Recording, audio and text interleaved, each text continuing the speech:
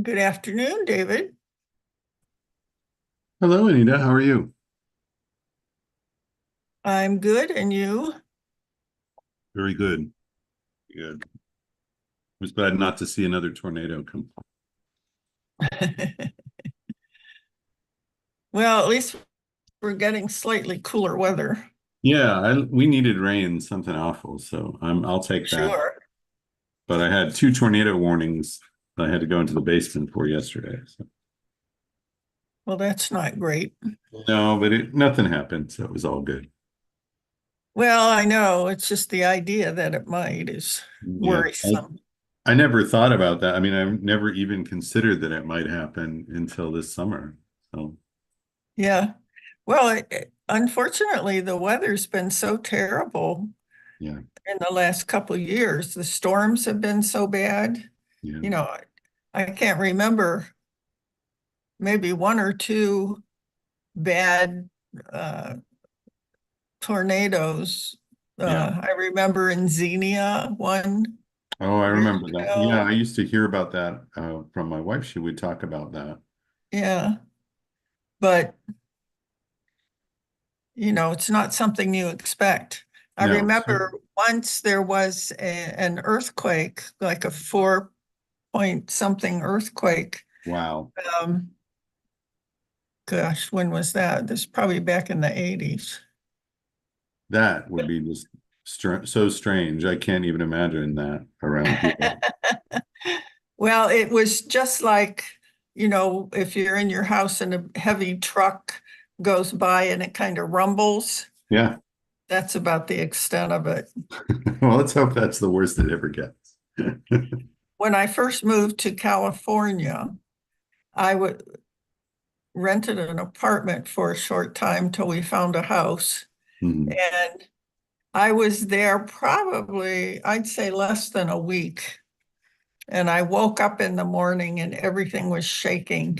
Oh, geez. And I figured it must be an earthquake, but I couldn't decide should I get out of bed or what should I do? So I just laid there and all the stuff on the top of my dresser just sort of bounced along and fell over on the floor. But it wasn't a terrible earthquake, Well, but that's good. Yeah. it was my first experience and a little bit frightening. Yeah. Were you in the Bay Area or where were you? No, I was in the Los Angeles Okay. area, town called Arcadia, which is Mm. where the Santa Anita racetrack is. Oh, okay. In fact, our house was in the foothills and we overlooked the racetrack. Oh, so you could watch the races if you wanted So we could, yes. There's nothing I think more boring than watching racetracks. They to. run every half hour and they're Yeah. just like a couple minutes long. Yeah, if you're not And there up close rooting for somebody, you're not going to feel any kind of right. excitement. Well, and if you're not a betting person, Right. um, you don't really get into it too much. Nope, that's true. That is But true. we had lots of visitors who enjoyed the races. Oh, well, good. That is nice. I'm just trying to clean up my desktop so I know the things that I'm going to be sharing. So I'm just going to let you go first and then, Okay. Yeah, and I have like a little over 5 minutes of stuff. It yeah, shouldn't be very long at all. you can take as much time as you want. How many people do you have registered for this one? About 150. Wow. Okay. So we I'm got always amazed when it comes to nonprofits and grant writing. We always get a big turnout. yeah, that's true. Well, I sent you and Gwen the handouts that I'm going to do. That just a few slides, and then um, the slide handout and the other handout that's Okay. just about candid. So yeah, if you want to send that to anybody, you can do that, Yeah, we will do that. and I will show the slides, and then I'll show Foundation Directory really quick, and then I'll turn it back over to you. Okay. And then if you get any questions that come up afterwards or something like that, you can give anybody my email address. Okay, I will do that. Okay. Um, This is good. We're getting to be a well-oiled well, machine. we can actually stop after your presentation and ask for questions if you want to Okay. do that. We can do that really quick, just in case. Most of the time, it's sort of like, oh, I don't really know what I want to ask yet. I'm just Mhm. getting settled. So, but yeah, well, however it works. Okay, we can do that. We are live streaming on YouTube.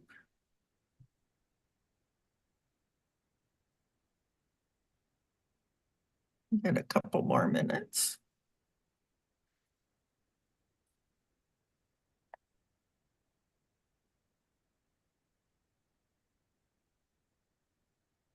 I somehow got it. I don't, something bit me. I don't know if it's if it was a mosquito or Hmm. what, but it itches like crazy. Oh no. Yeah, it's And bad. I think it's really bad for bugs right now because of the damp and everything like that. So because of the humidity, yeah. I saw this morning that I usually go out walking in the morning. yeah. This morning they said the humidity was 93%. Oh, that's a bit So much. I thought I'll wait and go later and hope that it's not so heavy. Yeah, But it's not as hot, but it feels oppressive when you're trying to do right, things. and it makes it hard to breathe. Yeah.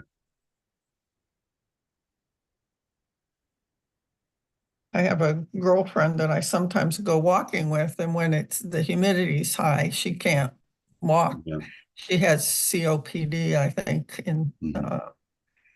and just impossible. Yeah, it is oppressive. I like to bike ride and my bike is in the shop, so I'm walking and I'm like, oh, this is a lot of work. I can't coast. I have to keep moving. Cover a lot more ground with your bike. Yes, yeah, and I can use it as transport for things, and Right. walking is the basics.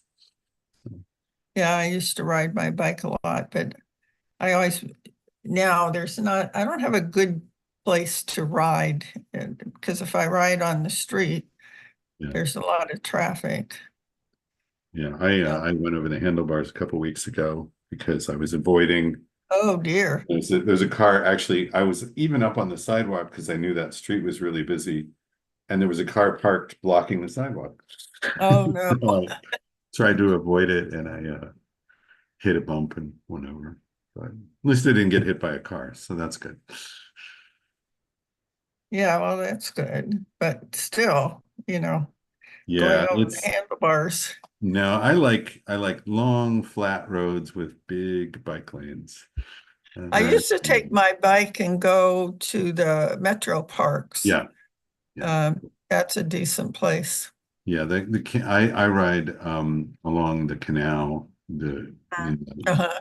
That's pretty national flat. park. Yeah, Yeah. that's really nice. A little dusty, but it's really nice. And this time of year, there are a lot of mosquitoes. Yeah. If you ride fast enough, you can outrun them. I think that's true. Yeah. Okay, I'm going to start our webinar. Okay.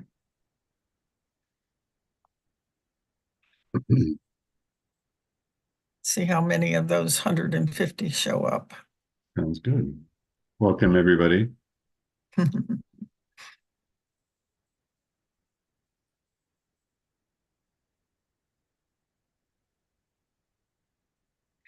Okay, good afternoon for those to those of you who are just joining. We're going to wait a couple minutes and then we will get started with our webinar.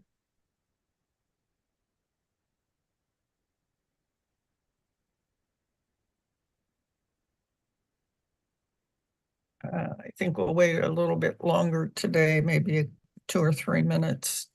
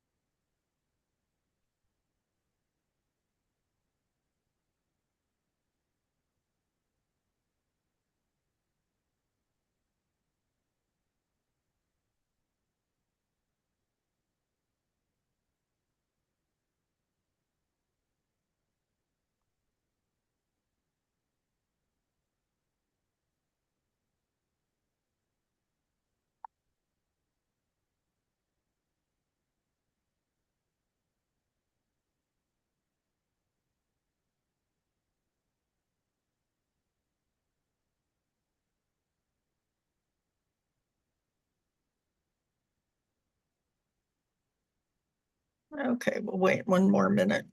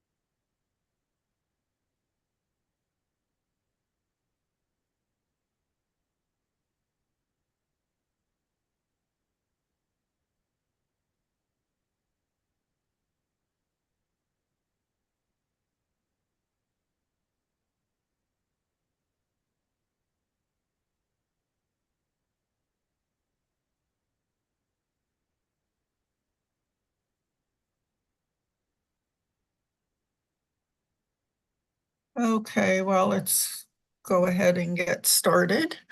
So welcome, everybody. The session today is on grant writing, and we're going to start off with David Holmes, who's responsible for the regional education for Candid. And I'm going to just turn it over to him. All right, thank you, Anita. Welcome, everybody. My name is Dave Holmes. I am the Educational Programming Manager for an organization called Candid. And if you don't know what Candid is, and this is me and my email address, by the way, if you don't know what Candid is, we are a national nonprofit, and we started as two other nonprofits. We joined forces 5 years ago. One of those nonprofits was Foundation Center, which had been around from the 50s, collecting information on grant making and how to write grants and how to find funding. And we combined 5 years ago with another organization called GuideStar. GuideStar had been around since the 70s, collecting information on the world of nonprofits and making that available usually to private givers and funders that were doing the research. So together, what we try to do is show the entire world of funding and fundraising and nonprofits and funders so that you can get the information you need to do good. We have a lot of different resources on our website, candid.org. I'm going to show a couple of them today. But mainly what this is material that will help you with what Anita's going to talk about in grant writing. So if you want to learn additional information, you can go to our candid.org website. We also have a bunch of partners throughout the country, and I'll mention where those are in just a second. But what I want to tell you about is a place to find grant opportunities. What Anita's going to talk about is the making connections and writing to funders and asking for money. But the tool that we use and the tool that we publish is called Foundation Directory.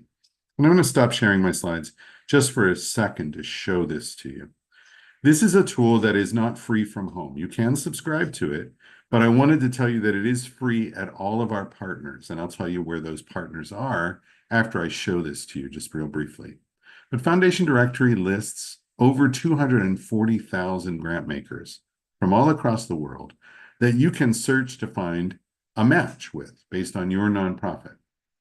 So you go into Foundation Directory, it looks like this, no matter where you go, and you click on Advanced Search, because I like to do it in the fancy way.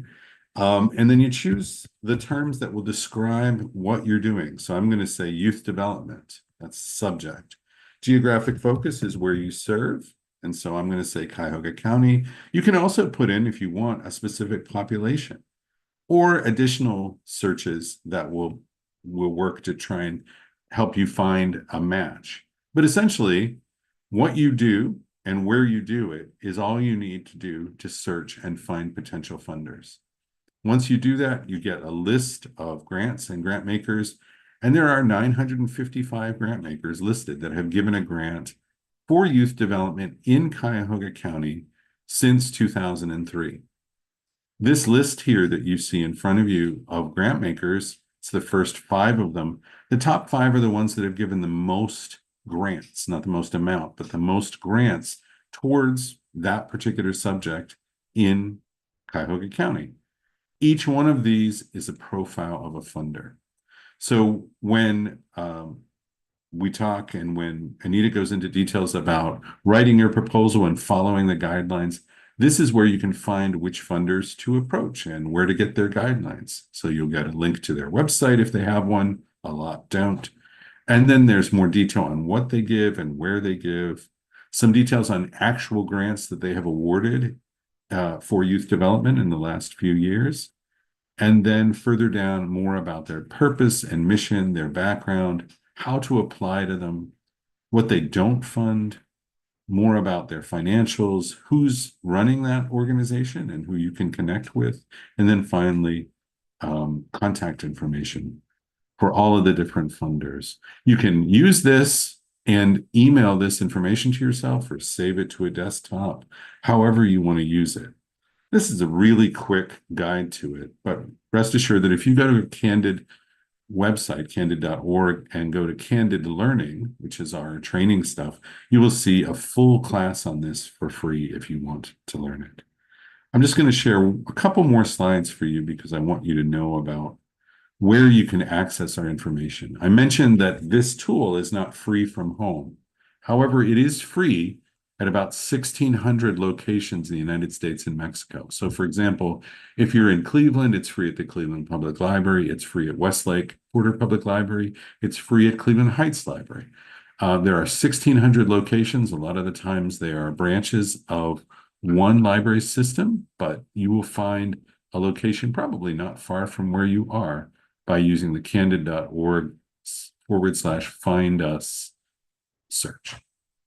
The other things that we do, I can't go through all of them because I'm doing this as a little intro for this session.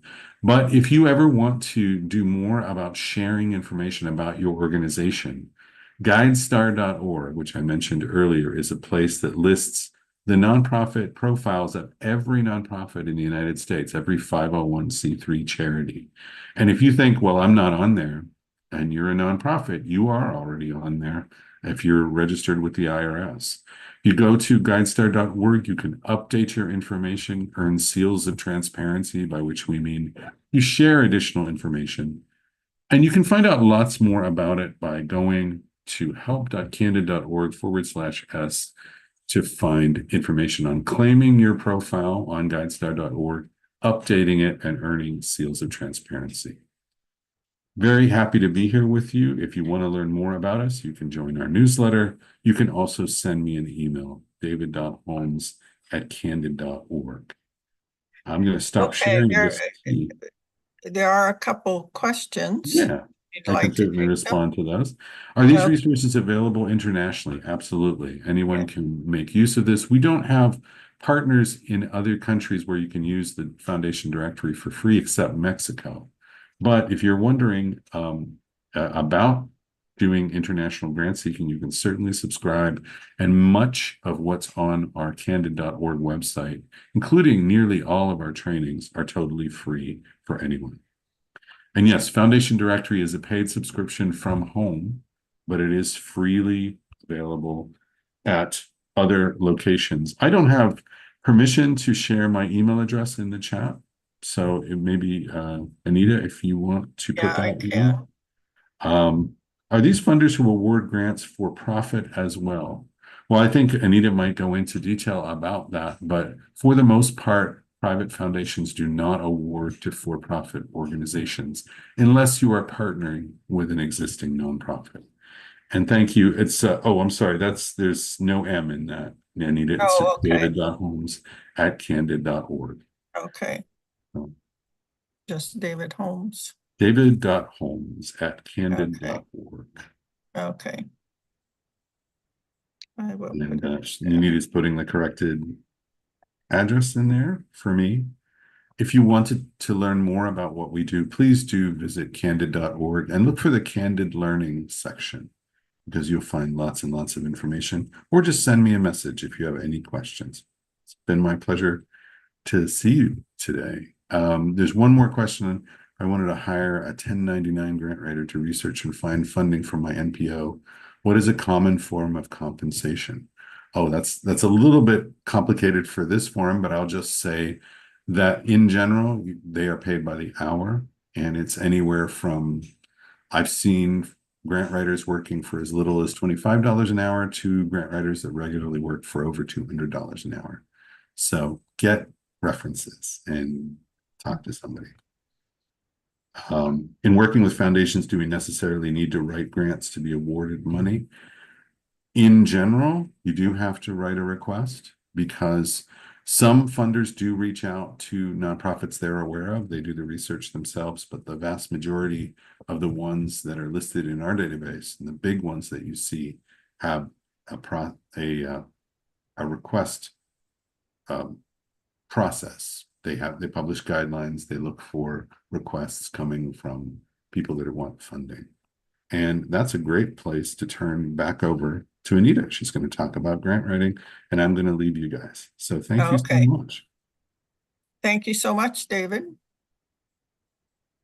And we will see you again. Yes, and yeah, if you missed anything I said, it's going to be on the recording. So thank you. Yes, they will get the recording.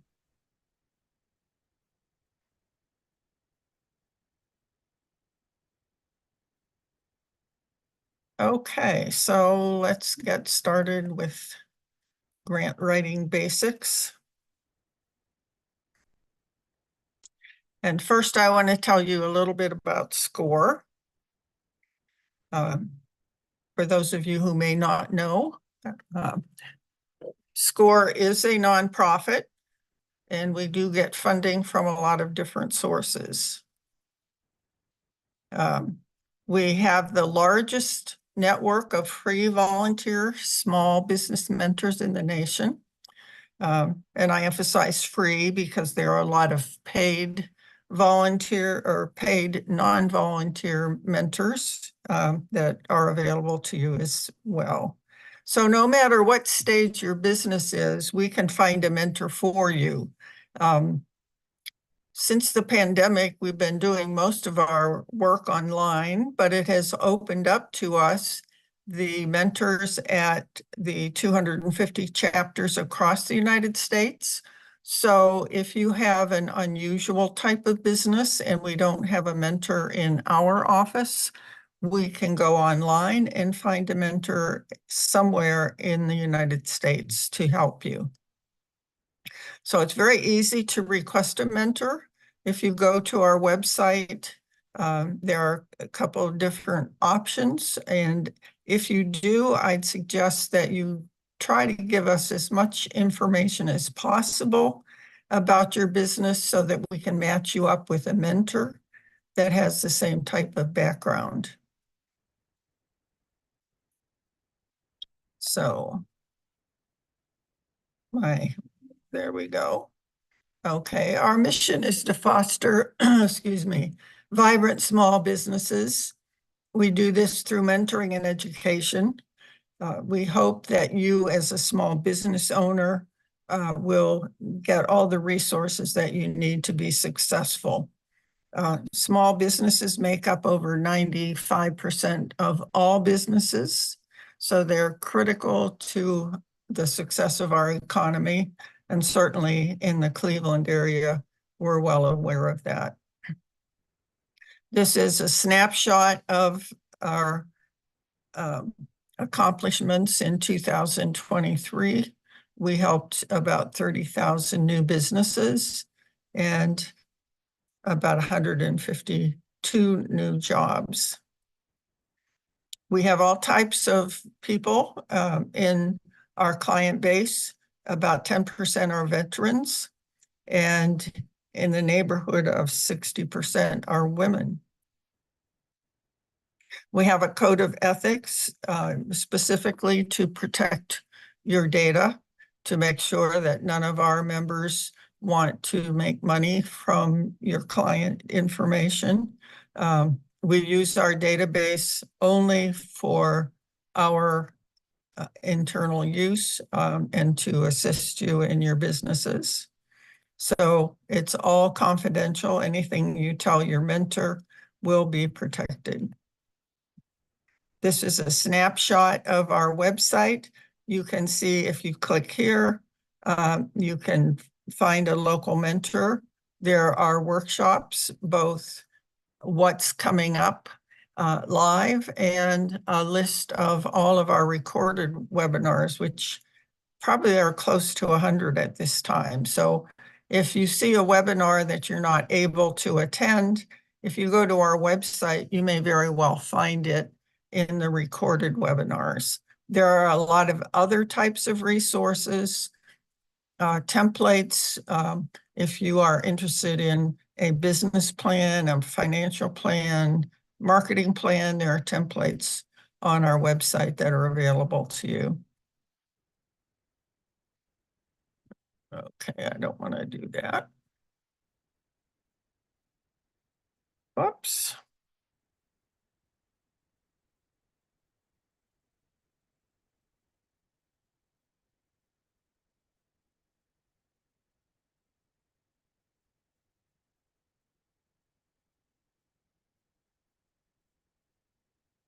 Okay, so let's go to grant writing basics.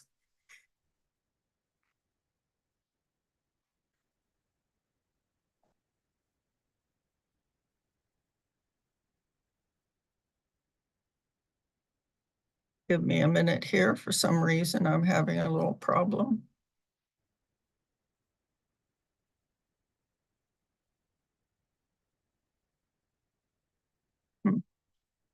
I guess it doesn't want to start. Okay. So we're going to be talking about grant writing, and hopefully by the end of the session, you'll know where to find opportunities. You'll know how to determine your eligibility for the grants, and understand how to approach writing a grants, and what's included in your application. There are, as David pointed out, they have a database that is a phenomenal resource if you're looking for grant information. But you might also find your board members are familiar with organizations that give grants. They may have contacts that will help you access the grant. So do check with your board members. Doing a Google search. Now, there are a number, particularly if you're a for-profit, there are a number of organizations, companies that do give small grants to for-profit organizations, but you'll generally only find them on Google. So particularly, there's the Amber grant. There are specific grants for women, specific grants for minority. You also would look at the foundations of local organizations, particularly banks and other companies in the area and in the region. As I said, Candid is a phenomenal resource when it comes to grants, particularly private grants. And the federal government, www.grants.gov, represents 26 different government agencies that give grants. So let me try again and see if I can start the slideshow. Not gonna start. Okay. As far as the state of Ohio, there are some grants or low interest rate loans. This is a link to the state. This is a link for the city of Cleveland and for Cuyahoga County. So there are really two keys to eligibility. If you're looking at federal grants, you do have to register through SAM. You have to go on there and get your unique entity identifier that you will use no matter any organization in the federal government that will give you access. But if you're looking at private foundations, most of the time they will let you know in their application whether you're eligible or not. So legally speaking, many, and again, we're talking definitely about federal grants. but also many private grants will tell you very clearly what size and type of organization. Some are require just small businesses, which means less than 500 million. And they may also, particularly on the federal grants, tell you what organizations are not eligible. Most of the local funding requires 501c3, and that's because companies are required to set aside a certain percentage of their revenue to fund grants. But in order for them to get credit for it, you have to be a 501c3. So they probably aren't going to give you money if you're not registered with the IRS. Again, most are not going to fund startups unless they're specifically asking for a new program. And if you think about it, you know, if you're a granting agency and you said, well, we want to fund organizations that support youth development. If it's a startup, you really don't know what their success is, what their rate of success is, whether they're going to be a sustainable organization. So you want to give your money to an organization that's well established, has good financial systems to provide adequate reporting. So if you think about it, it kind of makes sense that they don't really want to fund startups. So if you don't meet the eligibility requirements that are stated in the application, it's not worth even trying to apply. They won't accept your application. Now, for all the federal funds and for many of the private foundations, they give you contact information. So if you have a question, call up that person. You know, they're more than happy to give you information and to help you as much as possible. So again, before you apply, they really are interested in your track record. Many organizations, particularly the federal government, generally wants you to be in business for 3 years, unless you have audited financials for a shorter period of time. They want to know what you have accomplished. What are your key performance measures? And I will tell you, if you're even if you're a for-profit organization, you should have identified what are those key things that measure your success. And you should have at least 2 or 3 significant measures where you can say, here's what we've accomplished over the past, here's what we intend to do in the future.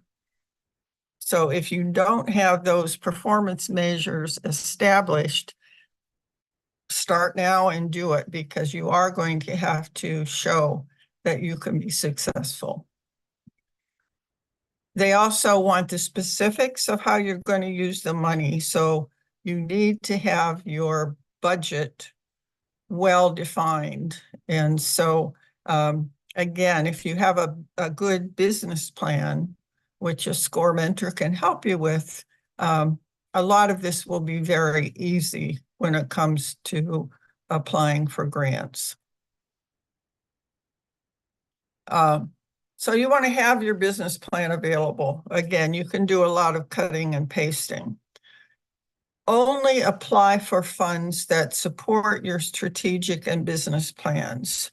So if you see an opportunity that's not quite in your mission, I would not recommend that you try to change your organization to fit the grant. It's not a smart move. And if you're not doing something that fulfills your mission, you're really being a disservice to your organization. So if you look at private foundations, they generally have specific funding initiatives. And so if your grant is consistent within that funding initiative, they will accept the application. If you only have a one-time project and they aren't willing to fund a grant, they might give you a one-time charitable donation. So that's, if you just have a small project, it's a little bit easier to get a charitable donation because it's a one-time thing. They're not as concerned. If they fund a grant, some organizations are concerned that you're going to be too dependent on their grant and they don't want to fund for a long term. They may fund as much as 2 or 3 years, but they don't want to fund you forever. So again, they have specific objectives that they want to support in the community. Many times it's serving low-income demographics, economic development, educational opportunities. So if you have a project that fits within one of those general topics, you should be okay to apply. This I copied specifically from a foundation website here in Cleveland. They're saying their focus is on neighbors, education, workforce, with an emphasis on racial, economic, and environmental equity. So if you have a project for a specific neighborhood, if you have an educational project, or if you have a project that generates jobs, those would all fall within that scope. And again, they want the tax deduction for supporting your organization. So they want you to be a 501c3. And again, you also have to be in the United States. So the content of the application generally includes a mission statement, a background summary, and statement of need. And this is an example of a good background statement.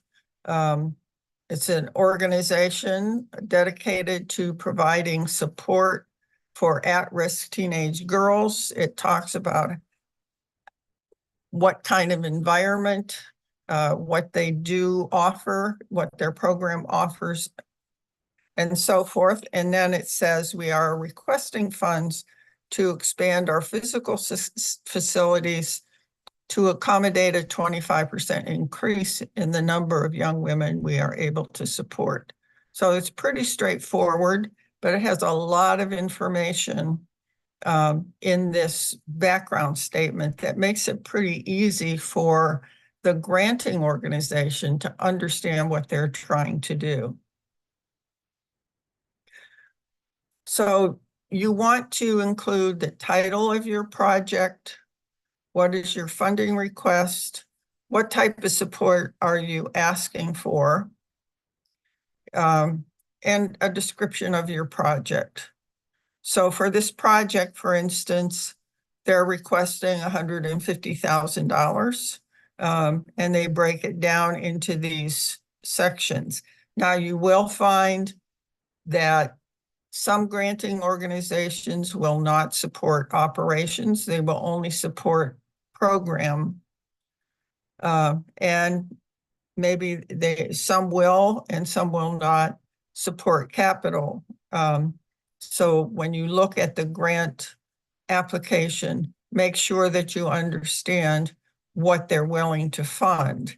Now, sometimes, as far as operations are concerned, if the program project can include operational elements as part of the program.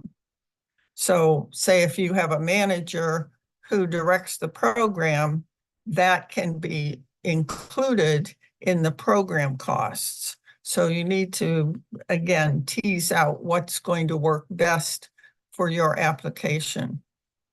And then you can upload a file. So basically, if you have a good description of your project in your business plan, you can just upload it. And then they want to know when you're starting and when you're ending. So within the application, these are the kinds of questions that you will need to ask or answer. Where will the services be provided? What individuals are you serving, and what's the number? Of course, the more impact you have, the more numbers you serve, the more likely you are to be funded. They want you to upload the detail of your budget and exactly how you're going to use the funds. Private grants are generally not as detailed as far as the budget is concerned as government grants. They will say you can put generally how much money you're paying for salaries, how much you're paying for equipment, supplies in aggregate, but you don't usually have to detail every single thing.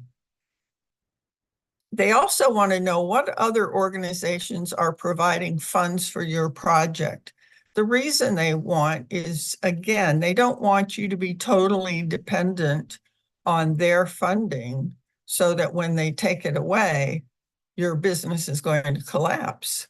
They want you to have other sources of funds that will support you if their grant doesn't continue beyond a certain time period.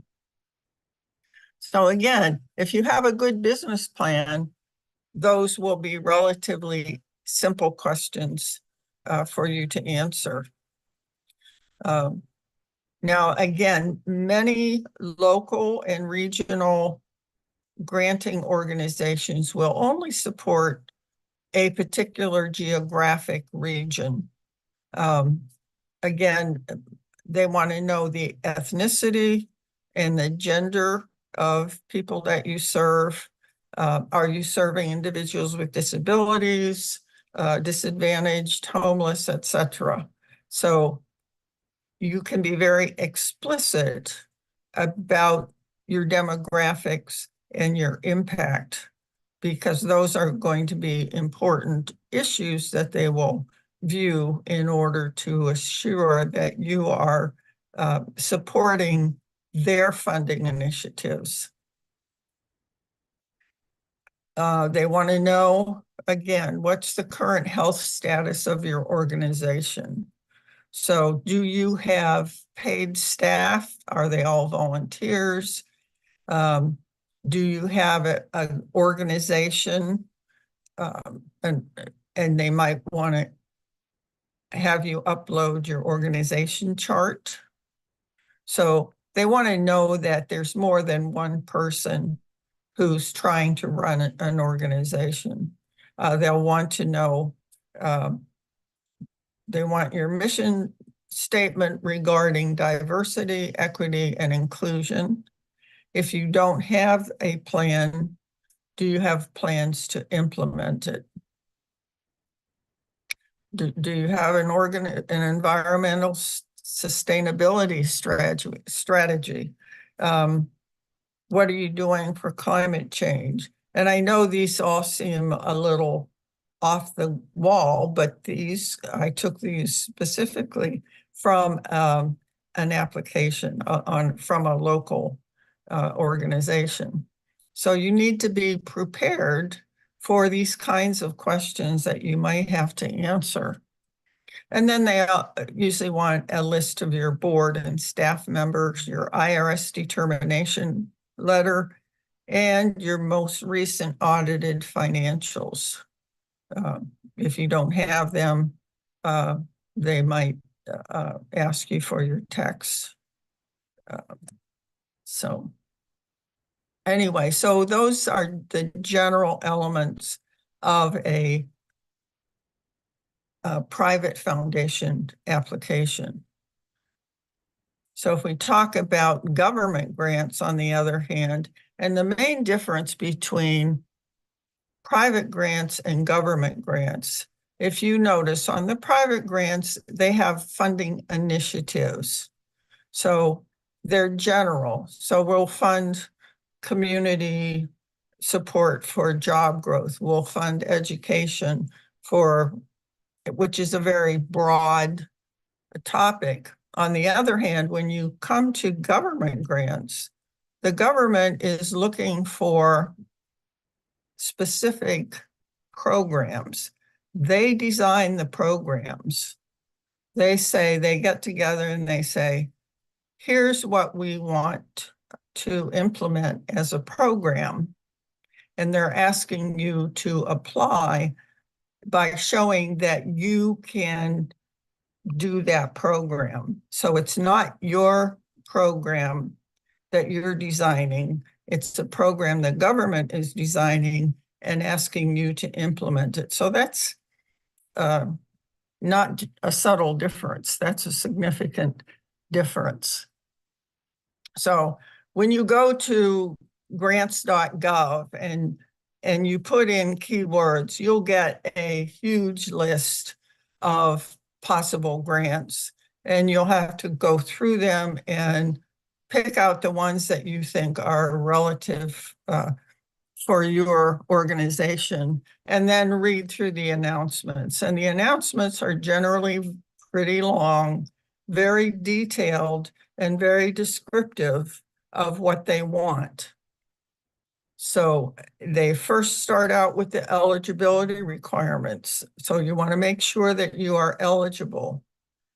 Then you want to read the program announcement, the request for proposals, and ask yourself, can your organization accomplish the program that's described in the announcement?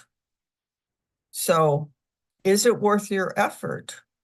If you think about the program, do I have staff available, or do I have to hire people? Do we have the equipment and supplies necessary? Do we have the experience? So if not, it's hard to bring up all those things in order to meet the needs of the program. You want to make sure that you have a very robust financial infrastructure, because the government requires very detailed financial reporting. And grants are tough. There's a lot of competition. And very often you'll find if you submit the same grant application 2 or 3 times, it might eventually be funded. So you've decided that you're going to write a proposal. Then you need to figure out, how are you going to implement the project? And of course, how are you going to measure the quality of your work? So what are the goals of the funding agency? Because they very clearly list what their goals are in implementing this program.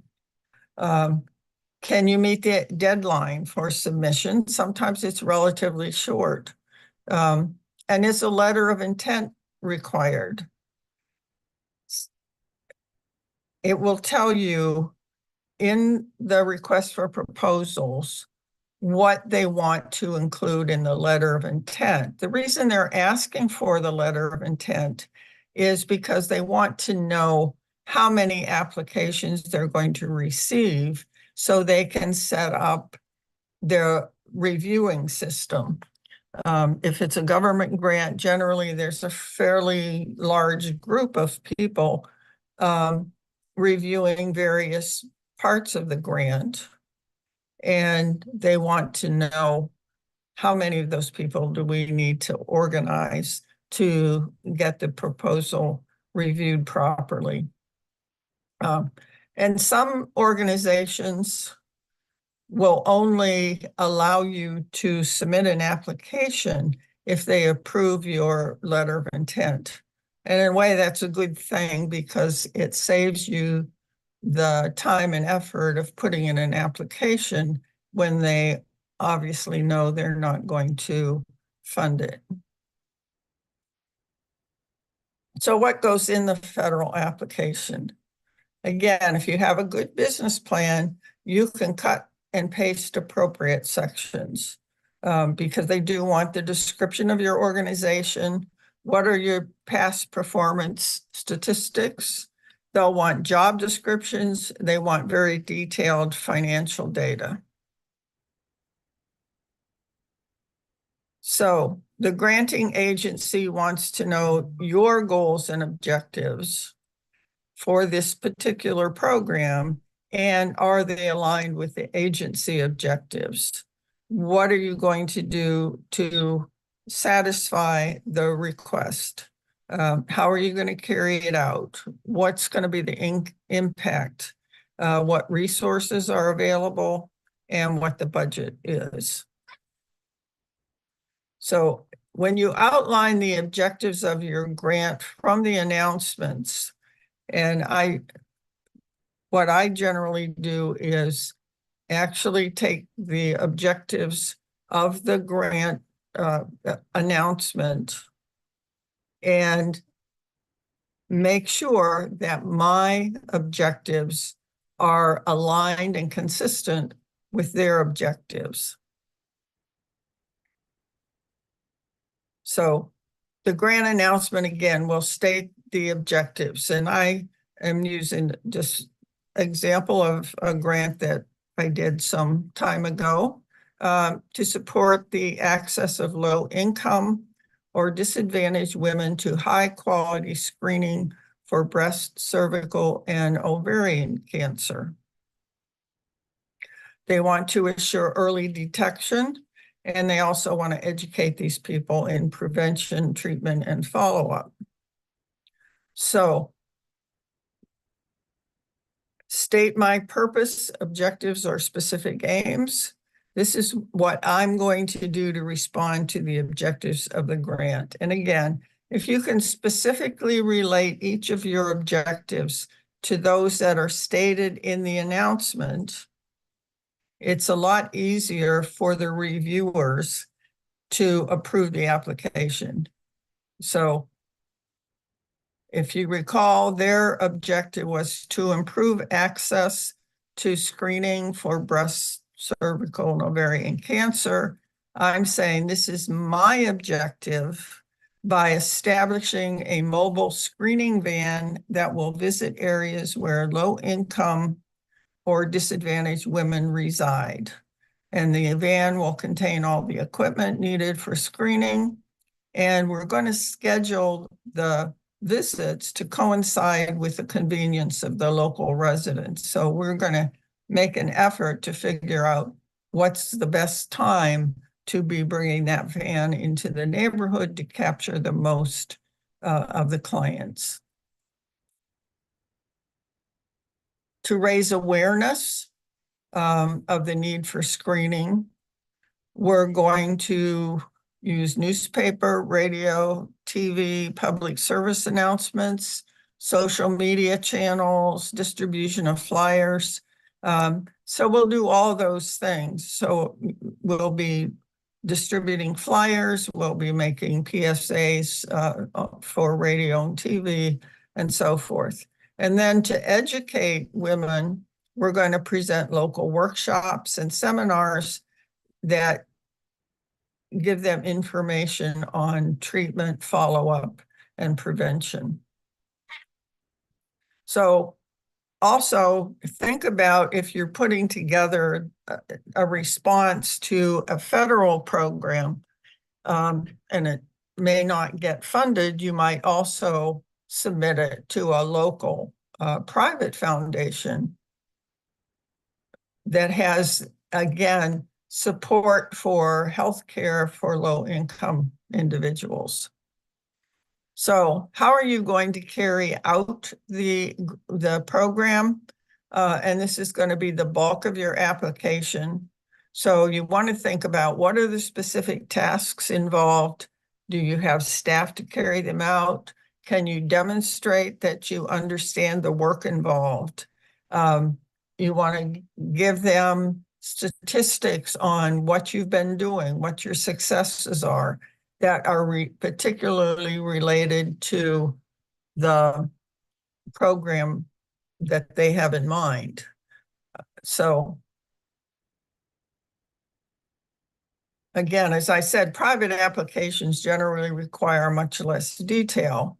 But one of the things, and I used to do reviews for the National Institute of Health, one of the concerns of people who did reviews was there's not enough detail. It's not clear that these people really understand what they have to do in order to implement the program. So again, detail is very important.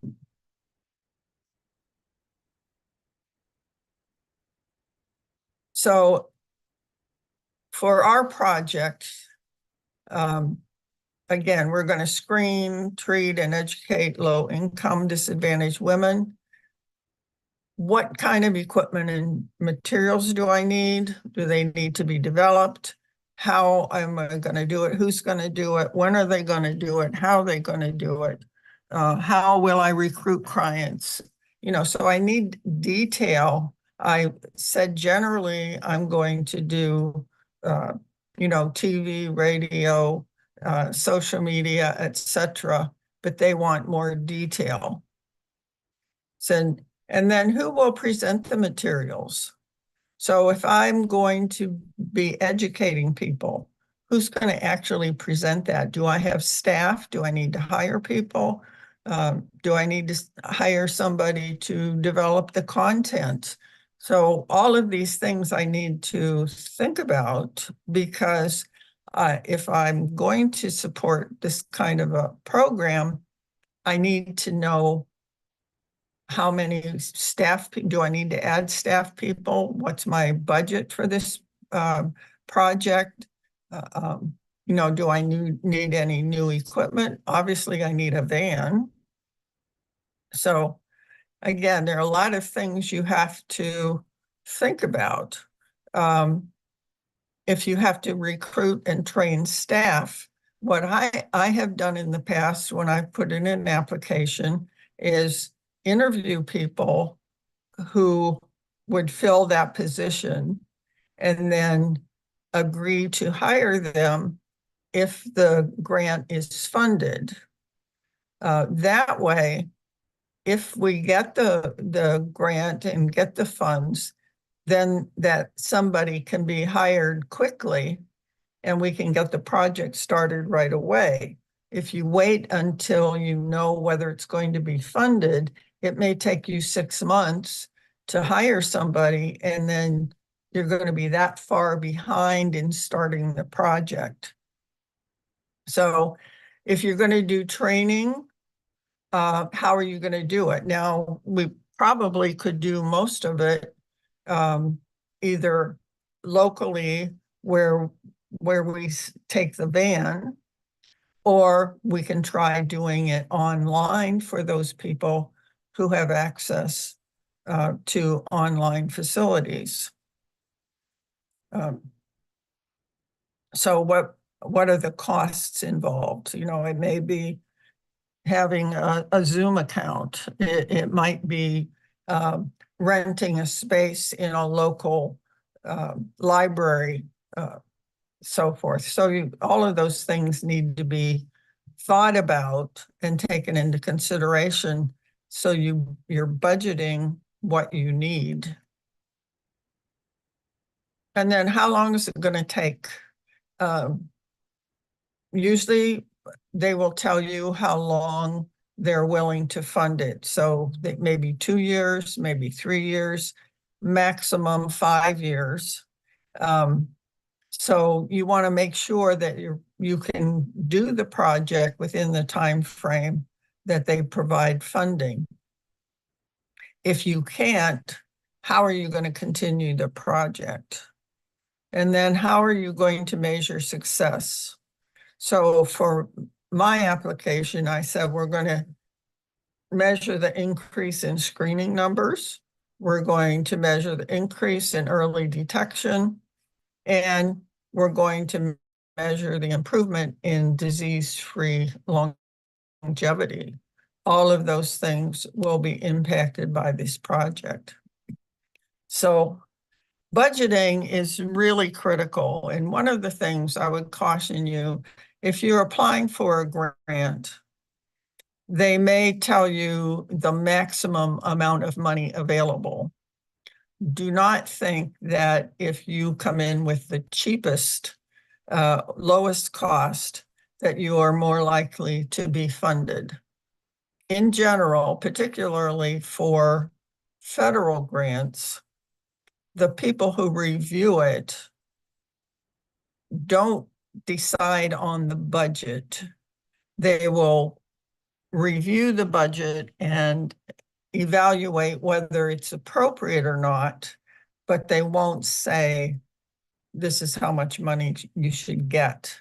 They're really looking to see, are you supporting the program that you're putting in place? So you want to list all of the people in the project, their time allocation, their salaries, and you can increase, if you, at least the cost of living increase every year. What I've done when I apply for a grant, I use the job description for justification. And then I list all the equipment and supplies that will be utilized for the project. So also, if you are paying for a facility where this is going to be done, you want to list that cost. Will it be necessary to travel? If it is, you want to either include mileage, meals, airfare, those types of things, including maintenance costs. If you have equipment, say we're going to have a van, so we need some maintenance costs. It's important to make sure that you include everything. Usually the government now pays you a certain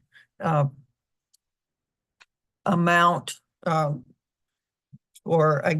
travel. If you're doing, say we take the van and we go into the neighborhoods, we can charge them a per mile fee. So that would be part of our application.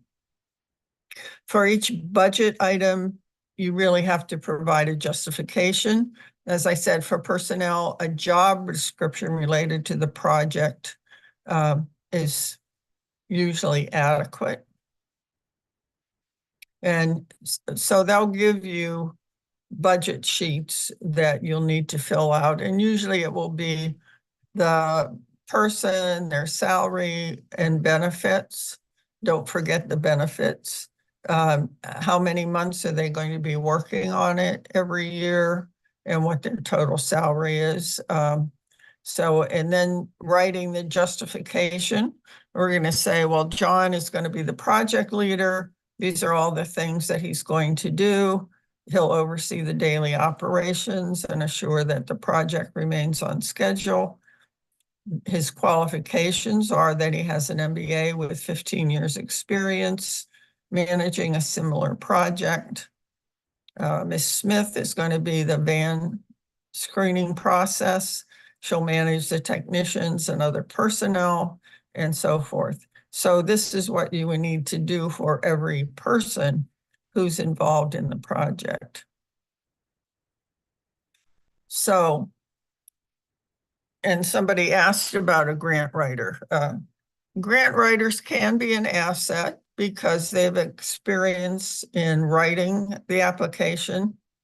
The downside is they probably don't know much of anything about your organization, so you're going to have to provide all that information. Again, they charge generally by the hour, so it could be expensive. And you can't charge that as part of your grant costs. And anything they write, you must take responsibility for.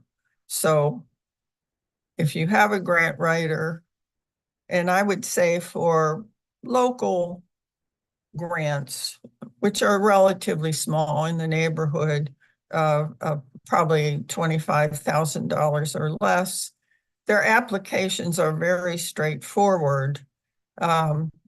If you have a business plan, it's very simple to cut and paste, and I would encourage you to try to do that yourself rather than hiring somebody to do it.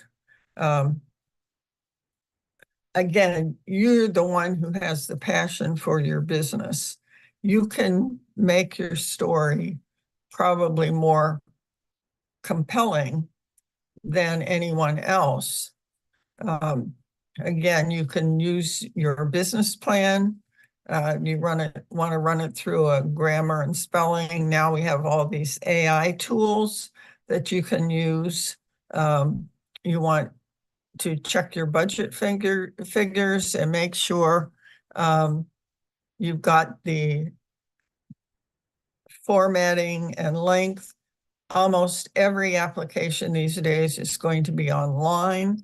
They will limit you to the number of words, the number of pages, etc. But a lot of times they'll let you upload appendices. So you could put, say, more detail in specific things. You could put actually resumes as an appendix. So again, you can get more information in there sometimes if they allow those things. So again, if you want to think about a grant writer, again, I encourage people to learn how to write grants themselves. Candid actually has classes on grant writing. So if you're thinking, and again, if you're a nonprofit and you're thinking about supporting yourself with grants over a period of time, I would encourage you very strongly to learn how to write them yourself. Again, you know the organization, and you can ask other people in the organization to write parts of the grant. They know how and what you can do and what you can measure. And the other hand, of course, if you've got in-house people writing grant applications, it does take them away from other work that they might be scheduled to do. So know who's going to be evaluating your application. The government agencies publish the review committees. Foundations might have review committees. A lot of times it's a person or a very small committee, and they don't tell you who does it. But again, put yourself in the place of the reviewer. What would you be looking for? Again, the easier it is for the reviewer to see that your proposal aligns with the goals of the agency, the better able they'll be able to rate it. So you want to be realistic. You want to be organized. You want to be clear and concise. Again, they're going to limit how much space you have. And you're selling your idea on paper. So you want them to be able to understand what you're trying to do and what your business is all about. Have other people review it because you are very invested. You know your organization very well. Make sure that someone who is not that familiar can read it and understand what you're trying to do. So the format would generally be included in the application. And again, use them exactly the way they tell them. If there's a page limit, make sure you adhere to it. If they require things to be submitted, make sure that you submit them. And I would really encourage you to try to beat the deadline. So many things happen at the last minute, and you don't want to be caught submitting late and therefore not being considered.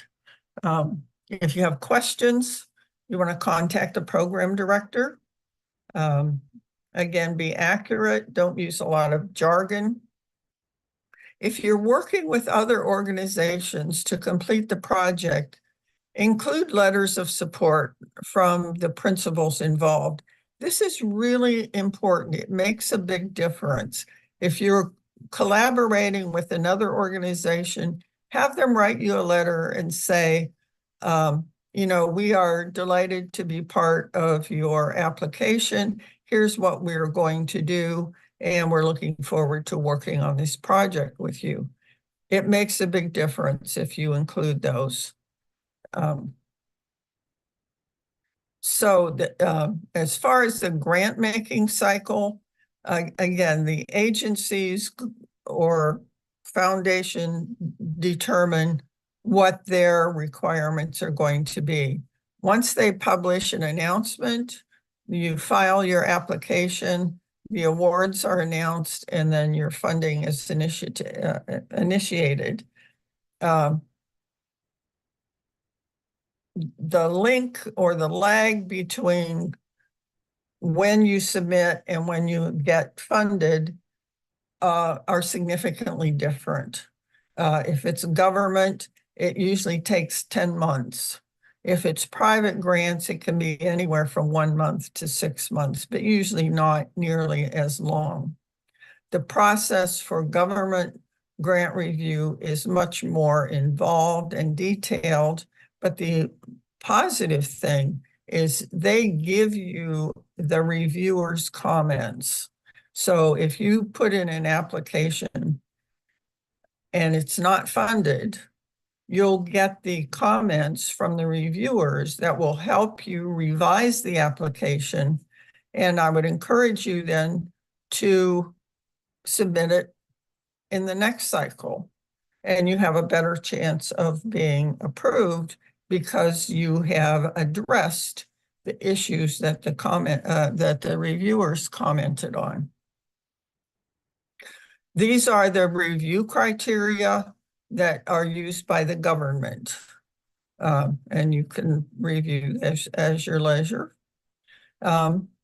So it's not uncommon, particularly with government grants, but local ones as well, to have to submit it 2 or 3 times before you get funded. So don't give up, don't be discouraged. One of my clients submitted a grant locally and was told by one of the members of the review committee that we never grant funds with the first application. So keep that in mind. It's very likely if you keep trying that you're going to eventually get funded. Okay, so let's see if there are any. Let me stop sharing here. And let's look at. Okay. I think David answered this. In working with foundations, do we necessarily need to write grants? You need to write an application, and that comes down to a grant application. So yes, that is absolutely critical. Yes, the UEI is definitely anybody who registers in SAM will get their unique identification number. But again, you use that from then on for any application or any interaction with the government. So you only have to do that once. Again, you will be getting a copy of the slides and a link to the recording, probably tomorrow or the next day. And okay. Okay, so based on David's comments that candid.org would be the great one to search, or grants.gov if you want to do. Actually, how to become a grant reviewer. If you have expertise and have been, say, have received grants from a particular organization, I would say, I know working for the NIH, the reason that I became a grant reviewer is because they asked me, because I worked for organizations that had received government grants in that area, and my expertise then would allow me to evaluate what the application entails. And so, they asked me to review. I did not apply. So I don't think that there's a way to become a reviewer unless if it's a local and people in the organization, you might think to contact them and say, I have expertise in this area. If you need somebody to review grants, I would be happy to do that.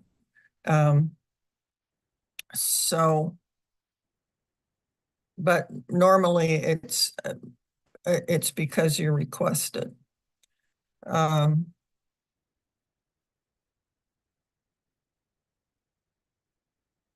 Okay, we provide online education and recreational programs for individuals with developmental disabilities. The grant application asks for the number of people we will impact and break down by location. We are open to everyone and do not have a screening process. I guess to complete that application, what you would do is identify what you have done in the past. How many clients, what the demographics were, and indicate that that's what you would be doing in the future, unless you particularly intend to target a particular group of people. If you haven't been keeping track, then I think you're kind of in trouble, unless there's a way you can go back and take a look at the clients that you've had and how you've interacted with them.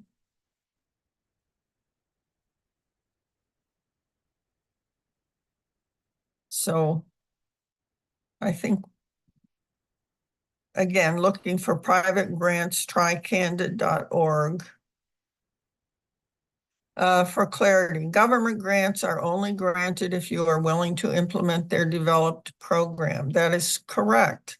Again, different from private grants, the folks get together and say, look, here's what we want to implement, because they generally have a research question that they want to answer. And they figure, here's a program we can set up that will answer that question. So we need somebody who's willing to do that program. So it's unlikely that they're just going to let you develop your own program. Now, a difference might be the Small Business Innovative Research Grants, the SBIR grants, which are granted often to either nonprofits or for-profits. But it's because they're looking at a particular technology that the organization has developed and they're helping it to bring it to market. So if you have a technology that you are working on in the developmental stage, you could apply for a phase 1 SBIR grant. And if you're successful in bringing that development to a point where it's ready to go to market, you can apply for the SBIR2 grant, and that will then help you commercialize it. And generally, then you would be working with a company that has that experience. I hope that answers your question. Okay, so I think we're done. I hope that you have found it worthwhile, and I appreciate that you have been. Does that mean that part of the grant goes to your personal pay or the government grants? Okay, so again, they're looking at program. Now, if my salary or my time and effort goes into the program, then that part of my salary can be paid by the grant. So that's how it works. If I'm, say I have an organization and I'm wanting to apply, but I'm not spending any time on that program, I have somebody else who's heading up the program, their salary would go into the grant, but mine wouldn't. So that's how it works. And again, if you have people who are working, like when we did the grant application for the screening, we had a mobile van, we had a nurse who was in charge of the van, we had 3 different technicians that worked with the screening equipment, and all of their salaries were included in the grant. So again, it's when they say they don't want to pay for operations, that doesn't mean, or when they say program costs, it doesn't mean just equipment and supplies and stuff. It also means the salaries of the people who are involved in the program. I hope that's clear. Okay, so I think, no, SAM does not require a registration fee. So it's free. They just require a lot of information. But yes, it is free. So I think I have gotten all the questions. If you have any other questions, you can feel free to email me or David. I'm just putting my email address in the chat.